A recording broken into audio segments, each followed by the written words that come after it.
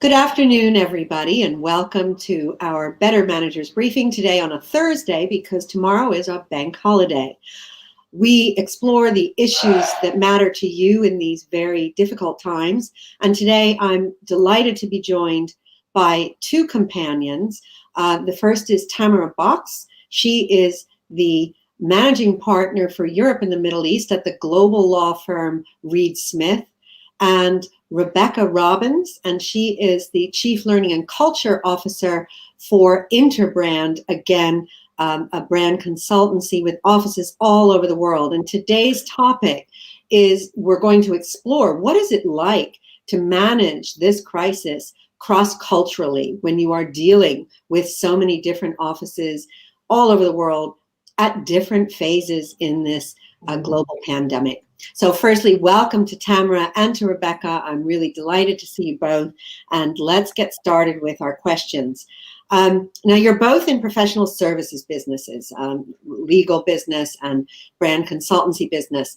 So tell us, what has the impact of COVID been on your clients and on your colleagues and on the norms of the industries, the service industries, which are typically pretty relationship driven and high contact? Tamara, can I start with you on that? Sure. Well, as you might imagine, being a global business and indeed a global law firm as we are, clients are in all manners of industries and sectors, and so they're affected differently. What I think we have seen is the impact of having a strong relationship focus, as we do, with those clients, which means you get in there in the weeds with them, and a crisis, really brings that to the fore, enables you to kind of be a partner in trying to address those needs and those issues. So it does depend. We've had clients who have, like you'll see in the news, who have seen their businesses grow and demands increase dramatically during this time, and we've had clients go in the exact opposite direction. Obviously, needs around how you deal with massive contraction in the business, what you do with respect to employees, all of those are the kinds of COVID-related, crisis-related issues that we've dealt with. But really all of that informed by where you start from the beginning, how you interact with your clients in the beginning or before all the crisis is really what matters. It leads you into then how that becomes the norm for you as you move forward. For us, relationship has always been at the heart of how we perceive ourselves. We're a relationship law firm, and as I say, this is when you get to prove it. We've seen that, for sure. Mm-hmm. Great. Well, what about you, Rebecca, in the consultancy brand reputation business? Absolutely. I would agree with, I think, everything you said, Tamara, in terms of working across a number of industries and different sectors. And of course, we're a really eclectic business because we span everything in terms of our people, from analysts and strategists to designers and architects. So if we start from the inside out, I think I'd pick up on two words that you just mentioned, which was relationships and culture. And certainly we've been, as you both know, measuring the strength and value of brands over the past couple of decades. And if there's any time for a test of your culture, this is it. And I think going into this, if you came into this with a strong culture, you were very well placed. I mean, we were very fortunate that actually mobilizing very quickly as a global network of offices across Asia, Europe, and the Americas was the easiest part, because already we worked very fluidly with each other. We're used to working in global collaborative teams. And so that was really just like flicking a switch, if you will. And that was the easiest thing. Staying close to your clients and your customers. I completely agree, Tamara. And I think for us, it's like actually relationship shows where it's not a question of even employee and client at that time. To give one great example, we had a couple of weeks ago, we were running a creative workshop at scale with a number of people for one of our clients. And then later that week, the team were just having drinks and dinner with them virtually. So again, it just goes to show, I think there's creativity and innovation coming in new ways, but also how do we stay close to each other and to our client in new ways? Great. Well, we're going to come back to that innovation question, but you've both mentioned global operations. As we know, this pandemic is global and it's hit different countries very differently, and they've had different responses. So what are the challenges in managing teams and clients in different cultural locations, and do crisis cultures differ? How can you share with us some of your insights on that, Tamara? Yeah, I mean, I think there's an upside and a downside, if you will, to the cultures and the global aspect of our businesses. The upside is we've had the huge benefit of learning from our colleagues, for example, in Asia, how they dealt with what they did, in relation to this crisis. So we've been able to implement that across the business, and that is a massive positive. I think, as Rebecca says, it was why we moved so quickly. It was flipping a switch. It was immediate for us. It was global. We went to remote working. That was all in part because we were prepared for that by our colleagues in China and in Hong Kong, who'd had to deal with it earlier. I think the harder side of things is, we do have different cultures and different expectations that come from those, different jurisdictions or geographic locations. And so managing to those cultures, not just the firm culture, but the cultures of the geographies also matters. And so, as we talk about, how will we come back to work, clearly different jurisdictions have different expectations. Legally, what governments are imposing, what states and locations are imposing, but they also have very different approaches. And, I can give good examples, where people are going back in places like Dubai or in Greece or in France, where we have operations. The office managing partners there, the expectations are different, and they expect to be able to control those things. Another example, I guess, of the difference that you have to address from a cultural and legal perspective is, how we manage employee relationships and what employee rights and laws and contracts look like. They're very different in the United States versus Europe, for example. And so, trying to have a global business where you treat people equally and where you have fair policies that work across all those jurisdictions, when you have vastly different employment rights and employment laws, that also is tricky. And, every time raises a sort of cultural component to it, because the cultures are really built in part on the foundations of those laws, rights, mores, norms, realities. Sure. Yeah. Rebecca, what about you? What do you think? I agree, and I think actually nevermore as being part of a global family and a global network being valuable, because that whole listening and learning phase. We had a moment a few weeks ago, of course, when you see our Shanghai office back in full force in a new way, especially for some of our younger people who are there have been in lockdown for the 7th or 8th week, and then for them to see that is just a great moment. So in terms of these moments connecting us across cultures, for us also. I think it's interesting, building on your point, Tamara, that different groups of our employees need different things as well. I think it's not just from office to office, but I think we have an enormous creative community, a design community within our world of brand consultancy. Who are not as used to working remotely, who need different ways of working. And so we've also been working hand in hand with, we're owned by Omnicom, to look at what are the creative tools that we can deploy, not just for ourselves, but also across the whole network and for people with different skill sets. So that's been a whole sort of unlocking process. And then to your point about, it's interesting, people have talked about this in the context of exits and other metaphors. I like to think about sort of re-entry, because it's moving forward, it's progressive and it's pragmatic and it's optimistic. And I think that's a good sense of this spirit that we're seeing in a lot of places. But we've been doing a lot of listening and learning work very fast, so very iterative processes. What are we seeing and learning from Asia, and what are the different phases that are going through? What is right for one culture and indeed in one region to another? So that is an ongoing process that we are seeing literally on a daily basis. But I do think the resilience, I have to say honestly, that we have seen through people is absolutely astonishing, and it's not related to generations or to age or to cultures. I think again that goes back to the culture point, which again, if you have the strength of a great culture in your people, it will really see you through, and we're starting to see that come through as people are looking at what the re-entry plans look like. Okay, well, let's go to that, and I'll use your word, Rebecca, if I may, re-entry as opposed to exit from lockdown. So on this re-entry, What do you think some of the new norms are going to be?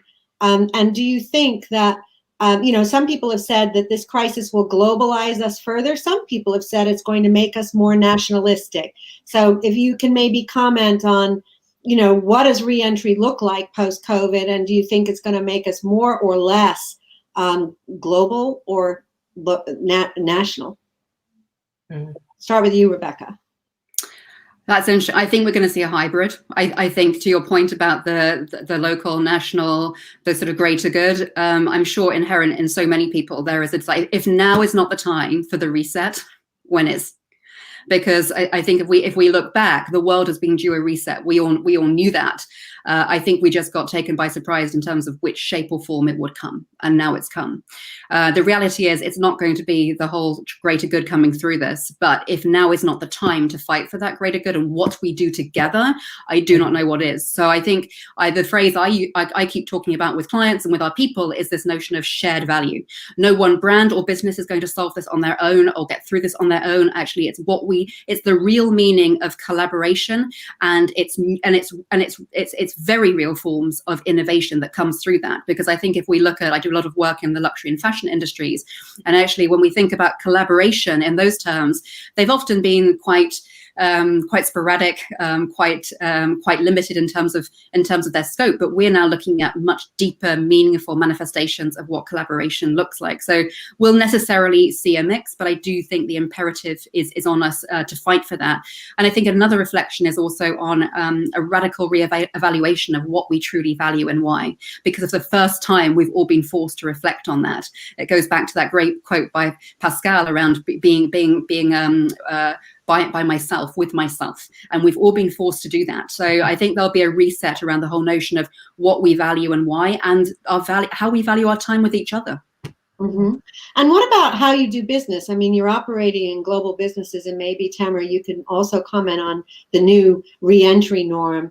But you both are used to having workforces and yourselves living on planes, right? I mean, how do you think that your style of working will change when we do re-emerge or re-enter from this? Tamara, what do you think? I love all these R words. It's fabulous. Re-emerge, reset, re-entry, reinvention, resilience. There are all these great R words. They're all perfectly apt. Look, I think, and I'm certainly with Rebecca. Some of it I think comes from being a natural optimist. I do believe that collaboration's the right answer, and I think we've seen that in so many ways, and we'll continue to see it. I think in a global pandemic, it's very hard to imagine you can solve that anything other than globally, right? I know there are people who are imagining it, but I think they're wrong. Right. I do see the tension, and I think some of that is fascinating. It comes about in context like you were describing. Will we travel so much? Will we, expect so many sort of face-to-face meetings? I think the answer is no. But I'm not sure that I don't still believe that leads us into a place of, greater opportunity. Where I see the opportunity is all this time we've been trying to say, put together the most diverse teams you can, the most sort of diversity of thought that you can. That is very rarely found in proximity. I mean, honestly, that's hard, right? But now we have this proof that you don't have to be in proximity to be part of a team. I mean, we've all done it in our global businesses. Of course we have. But, we've also had the naysayers. You couldn't work remotely. We couldn't hire somebody in a jurisdiction we didn't have an office. We couldn't, have a team sitting somewhere else and have that work. Lots of naysayers. The naysayers are gone, right? They have to be, because we've all proven it. And I think, I say in my business, we managed to go from 2020 in our planning to where we wanted to be in 2030 over a weekend. In terms of our real estate strategy, in terms of our agility, in terms of thinking about, does it matter if we're in that jurisdiction or not in that jurisdiction? Is that really a big expenditure or not? I mean, all the thinking around all that has changed literally overnight. And it leaves us with this huge opportunity to see more collaboration, greater diversity in our teams, but without all the cost associated with it. And travel's a big piece of that. The wear and tear on people. And, I'm sure like Rebecca, I was on a plane an awful lot, and I love being with people. That's one of the reasons I hate this particular environment, because I am definitely a people person.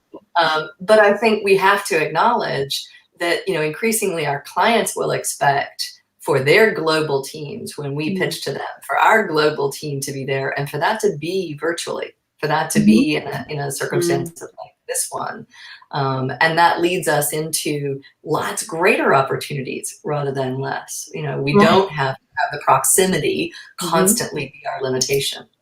So that's ripping up the rule book, and it's actually putting paid to the naysayers who said you couldn't do that. And I guess it's also, as you said, I love your example of, we delivered our 2030 plan over the weekend. I guess you're talking a lot there about the acceleration of digital and things like that, the belief in the virtual. And we're going to come back to some of the innovations and some of the silver linings. But first, you're both experts. Rebecca, you're an expert in brand reputation, and Tamara, an expert in the law. I just want to highlight a slightly different question for each of you, starting with you, Rebecca. How brands behave and companies behave who are in the brands is pretty important in this. Some have behaved incredibly well. Some have behaved less well. Do you think there will be a lasting impact on brand reputation depending on how companies react? And could you walk us through, what that might look like on a good and a bad example? Absolutely, and I think we've already seen so many of those good and bad examples emerge in different industries and in different ways. And I'll probably just take a minute to step back, because Interbrand is entering. I mean, we're in our 5th decade of being in business. So if you think about it, we have encapsulated the entire era of modern branding and how we look at the world of modern branding, and that's given us a really powerful lens to look through. And we've been doing that. We've been looking at actually of the decades in which we've been valuing strong brands and how they operate over time, and really what is the engine room that really underpins that. We've seen that data, and we've seen those insights through previous crises. Now, they're not analogous to this crisis, but one thing is true. Well, two powerful things are true. One thing is true in that the strongest brands obviously see those crises through a lot better than others. So that this is the time to invest in your brand more than ever. And if you're going into this with a strong brand, then you stand a chance to come out of it stronger and better the other side. So that has been true of all the recessions and all the crises that we've been through. And again, that also goes back to the point about what that means for your people as well. And I think that's where we're seeing a lot of polarization right now. It begins the first thing. I mean, let's not get too hooked up. I think there have been so many wonderful stories, and I think it's important to pay tribute to what everyone's doing around, whether it's commitments to the health service and different ways in which we can support the effects of this crisis, but the stories will not be about who's made PPE or who's not made PPE through this. They will be about how we looked after our employees first of all. And that for me is the make or break, because it begins. You do not have a business, especially in our world of consultancy, unless you have your people. That is your intellectual property. That is your culture. That is absolutely everything. So the examples there really polarize across the businesses who have started by really looking after people. I mean, the EasyJet example came out where, look at when you have to work through times of crisis, how you respond and how you treat people and how you look after them. It really begins there. I think there's huge opportunity through brand, though, to not to put the brakes on what you're doing in terms of innovation. So now is the time to really be brave and be bold. And I loved your point, Tamara. It's like if you can crack that now, let's crack it. So actually hit the accelerator and go faster. So I think those two ends of the spectrum in terms of how you're looking after your culture and your people and what you're doing right now, that might not be the most visible thing to the outside world, but that will be one of the truest testaments to what you did or didn't do. And that will shine through. So looking after your people first and investing in them and is actually one of the best things you could do to invest in your brand. That's what you're saying. Do you think that people, if you don't do that, do you think that people will remember when this is all over? Do you think that the bad guys will have bad reputations and their business will suffer? There's the question. Yeah, oh, indeed, indeed. I mean, already I think it's interesting, the comments and the debate that is going on about the brands who are not doing that. So, and actually, will those brands even be here? That's the other, the speed at which brands are now going down is really quite astonishing. So yeah, it's not that a lot of businesses are a long way away from, we're all going through this at the same pace together. So the question of how we double down on these things and what it really means. Again, I think this is not paying lip service to anything at this time. It's really focusing hard on what it is to be in business. And never more has it been more poignant or prescient to think about really what brand means. Brand is about what you stand for. Yeah. It's about inside out and outside in. Great. Well, Tamara, I'm reading a lot of articles now in lots of newspapers saying, oh my God, the lawsuits, the liabilities. And I know genuinely, even employers that are trying to treat their people well are worried that, if they observe all the measures they can, and things happen, people get sick and die, as we know is unfortunately happening. They're worried about liability coming out of this. What is your view on the liabilities? And obviously, I know it varies from country to country, but maybe talk us through the UK and anywhere else you'd like to. Sure, and I'll start with the fact that I'm not going to try to go into the pure legalities of it. No, spare us all the least, which is not my expertise. But I think, look, the reality is, of course, liability has to be at the front and center. And I think in many ways, it's the sort of hard edge of some of the things that Rebecca's just been talking about, because, your liability in, absolute terms is very rarely fixed. It is something that you look at as a risk profile. And it's the same in many ways with kind of what your brand impact is going to be. What is the PR side of it going to be? And I think, look, it's very difficult right now to pin down where absolute liability might lie. You can use a lot of common sense, but governments are also intervening around that. And you will see that, in writ large in some of the things that the US government's been saying, but also others.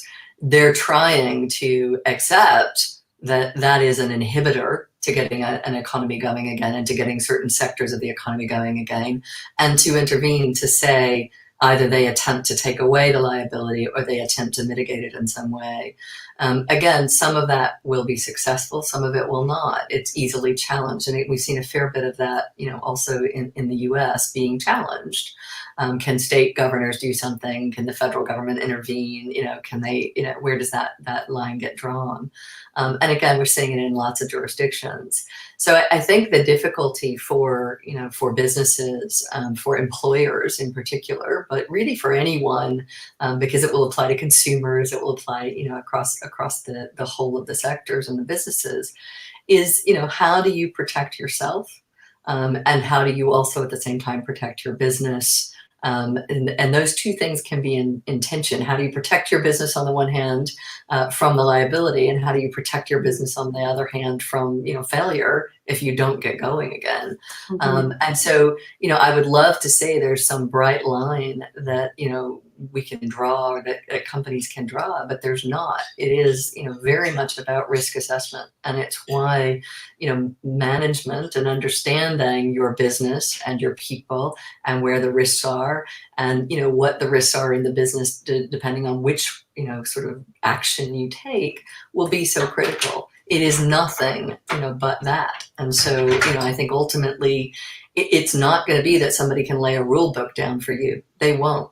It's going to be you knowing your business, understanding where the risks are, which risks you need to take for the good of your people and your business, and which risks you shouldn't take for the good of your business and your people. So really, management and leadership actually, and understanding where to draw your own line and evaluate those risks becomes more important than ever. Now, I want to turn, I could go on asking more questions, but I want the audience some chances here. And I've got a question here from Byron, who wants to know, what about managing employees in those COVID-19 hotspots and living amongst some of the hardest hit communities? How do you approach that? Who wants to take that one?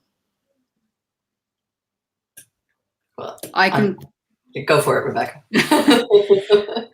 Yeah. Oh, this literally takes me back actually to, obviously Milan. We have an office in Milan, and we're right there. So Milan and Madrid, where we have two of our biggest offices in Europe. So they are right in those hotspots, and they were first in those hotspots. And I remember the moment actually where we were hosting. So one of the things that we launched at Interbrand, and it wasn't long ago. To your point, Tamara, about investing in diversity and talent in our culture.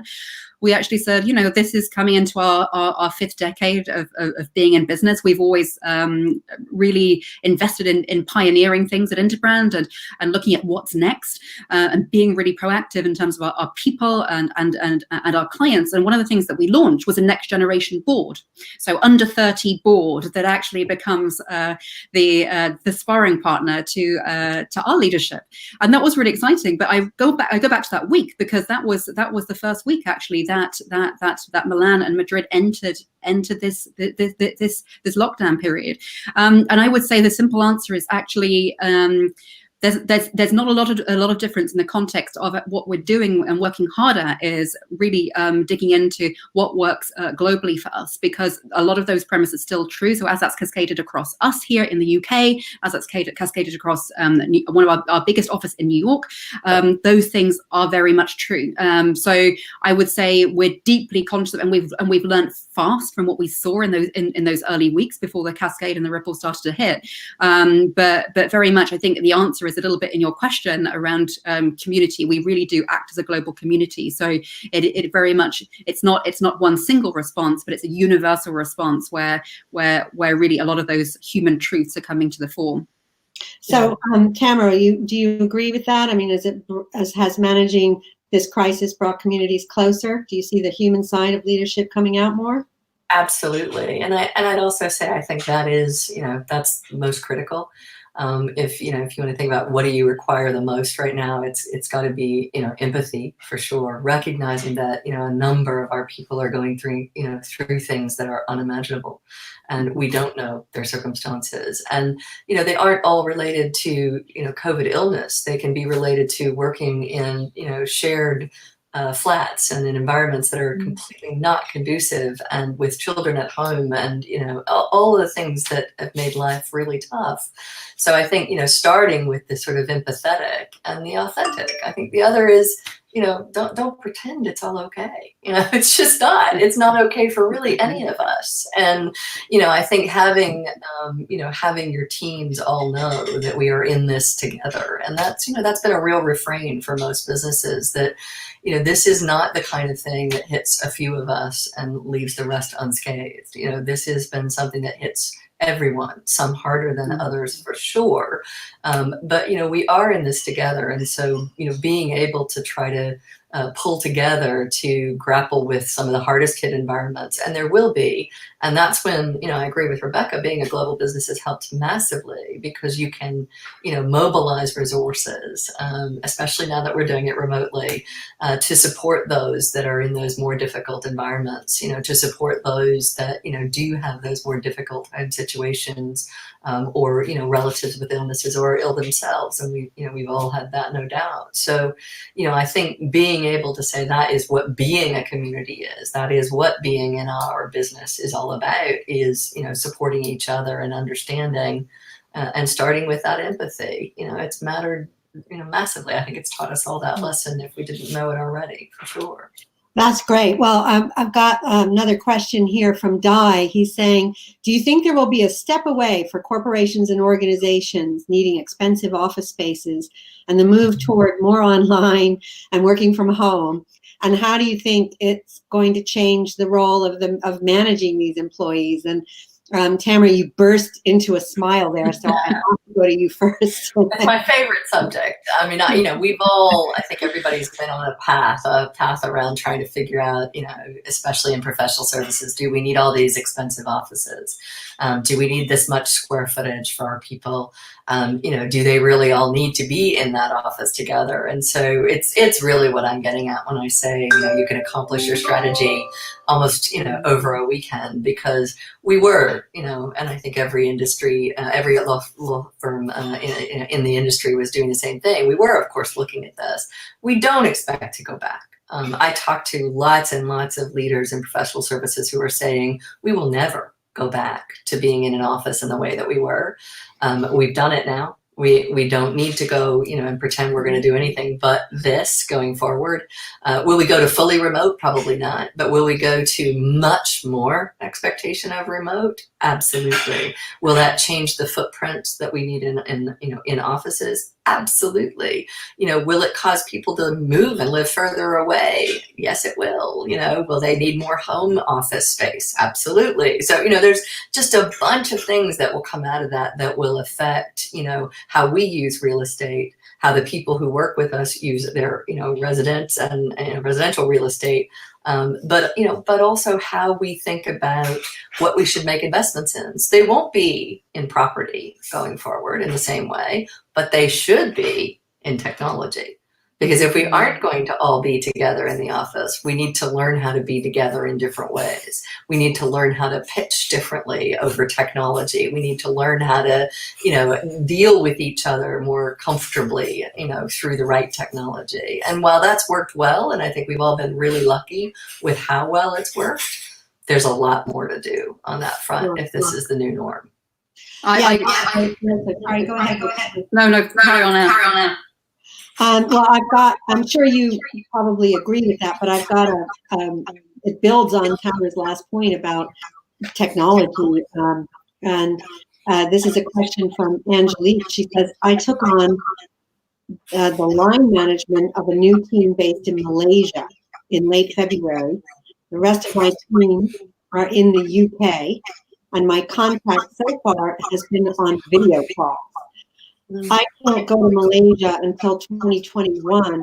How am I going to keep up the morale over these many months?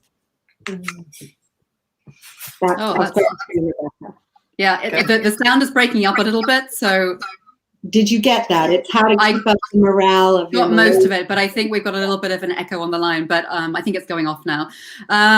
So I think I'll do a bit of a segue, I think, from the previous point into this. I think we're going to go into a really challenging phase in the hybrid mode, because at the moment, we're all playing on a universal platform. Everyone's online. Yeah. The moment we have a hybrid approach, I'm conscious also, and we're talking about this, and it links to this point just raised, when we were in offices, that was the default. And so to be the person who maybe worked part-time on remote from other places in the world, worked in a different way, that was the other. And so that notion of, I just have this vision of what's it going to be like when conference calls are not everyone dialing in to sort of Zoom, Teams, and WebEx. It's actually there are 4 people in the office and there's 1 person. So we've got to think very hard and fast about the behavioral economics and the human behaviors of this. And we're going to have to teach some of those. Some of those come naturally from us, but we're going to really have to work hard and dig into that. And that links to, I think, the point you just made about you've got a remote connection there with people that you haven't had the chance to meet yet, and you won't have the chance to meet for a long time. I do think that this interface has shown, certainly from what we've seen over the past few weeks, I don't think I've ever seen such outpourings of generosity, people leaning in, looking out for each other, being really creative in those ways. For sure that there is a point at which I think there is a natural fatigue of this interface that sits in. You've got to be very conscious of that. But I think going back to that point about the reevaluation of offline and offline, I think if we think through that and keep testing and learning, we will absolutely get there. But never to, I think the point around understanding is absolutely crucial. Let's not let this be a barrier for staying close to our people and for listening, for understanding, and keeping that conversation going. And there are simple things that you can do throughout the day and the week. And I do think this is a time when we talk about, I've always said brands are related to culture, and that whole notion of sort of rites and rituals. We need a bit of that, because in days where there are no edges of the day anymore, there are no edges of the day unless we set them.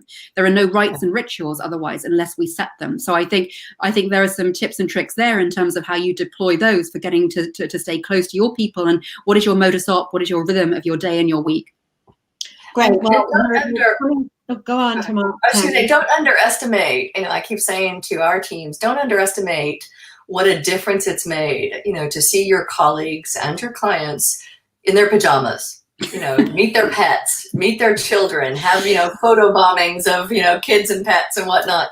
That actually creates a relationship, a closeness that is totally different to what you have in an office and in a professional environment. So don't underestimate the ability for that to create those bonds more naturally, more quickly in some cases. Yeah, that's great. So we're coming to the end. We've gone over, but there's been a lot of questions and interests. And actually, I'm just going to ask you both briefly, what do you think the biggest change is going to be that COVID will make to what good leadership, good global leadership looks like? And I know you're both optimists, so you'll probably come up with a positive change. Who wants to go first? Rebecca, I'm going to go to you then. Okay. We were waiting for you, Anne, because I knew you wanted to orchestrate last smoke. So I'll probably speak to, so one of the things we took going, if we do the circular economy of our conversation, and we started off with great brands grow strong from within, they stay strong from within. We've invested a lot in what we stand for and how we stand by our people and our values. And so I'd say probably three things, and they speak to every one of those values. So be brave. This is a time to be bold. Don't hold back from innovating. Don't see this as a time of constraint. I mean, if we look at actually those times in history, and they are admittedly in different contexts, but some of the greatest creations in the history of time have come through the most astonishing periods of constraint. So I think sort of see limitations as a world of possibility and fight through that. Speak up is another one of our values. I think this is a time to stand by your people, to stand by your brand, and to stand by what's right. And I think that extends to being much more generous with that that mindset. It's no longer about your brand, it's about us, and it's about what we do together. So think about what your new ecosystem looks like. And I think above all, and I know you won't be surprised by this one, Anne, which is one of our values that you know very well, which is simply lead with love. Great. Oh, I love it. Lead with love. And it's an L word, not an R word. Yeah. It's hard to top that. I think that was fantastic. Maybe I'll build on the last one, which is really where I would have gone, which is I do think empathetic, authentic leadership will continue. I think it's been on the rise. It will continue to come to the fore. Leaders don't have to be and look like the past sort of representatives that we all had in mind. Leadership really can be about bringing people with you, about values, about purpose, about feeling connected, through those things. Rather than about the old command and control or being told, what to do. And I think that plays into the millennial mindset. It plays into how we're all likely to feel coming out of COVID, what we will connect with, what will matter to people having been through this together. So I think that, shared purpose and shared value and feeling that we are still in it together. So the authenticity and the empathy will matter.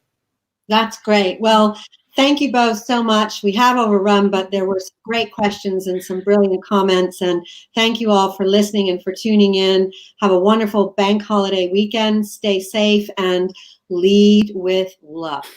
Love it. Thanks, everyone. Thank you, everyone. Thank you. Bye. Thanks, Anne. Thanks, Tamara. Bye. Bye.